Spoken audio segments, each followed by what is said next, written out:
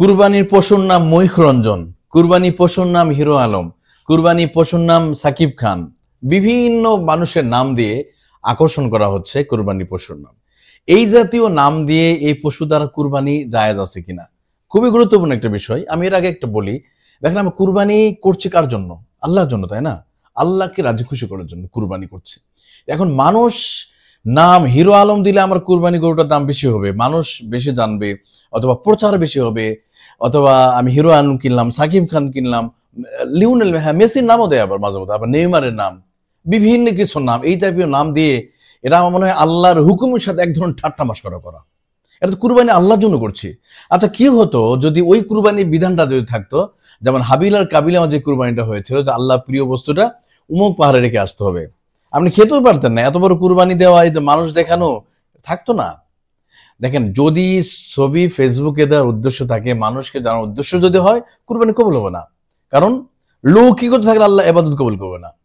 যেমন রাসূলের হাদিস আছে, রাসূলের হাদিস, মান সাল্লা ইউরানি ফাকাদ আশরাকা ওমান সামা ইউরানি ফাকাদ আশরাকা। যে নামাজ পড়লো মানুষ দেখানোতে তার নামাজ কবুল হবে না।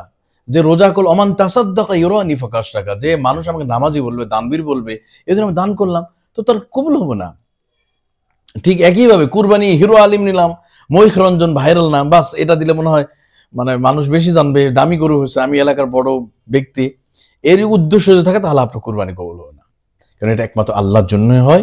আর যারা এই যে পশুর নাম দিচ্ছেন এই জাতীয়, আপনারা ঠাট্টা মশকরা করছেন। দেখেন, একটা কল্পনা করেন তো, কুরবানির বিধানটা আসলো কোথা থেকে? যে ইসমাইল আলাইহিস সালামকে জবাই করতেছে এই মিনা প্রান্তরে, আজকে এই যে মিনা প্রান্তরে তিনি জবাই করে সন্তানকে, আল্লাহ বলছেন যে ইব্রাহিম তুমি তোমার সন্তানকে জবাই করো। ফালাম্মা বালাগা মাআহু সা'য়া ক্বালা ইয়া বুনাইয়া ইন্নী আরা ফিল মানাম, বলছে হে আমার কলিজার টুকরা, হে আমার বৎস, আমি স্বপ্ন দেখলাম তোমাকে আমি জবাই করতেছি।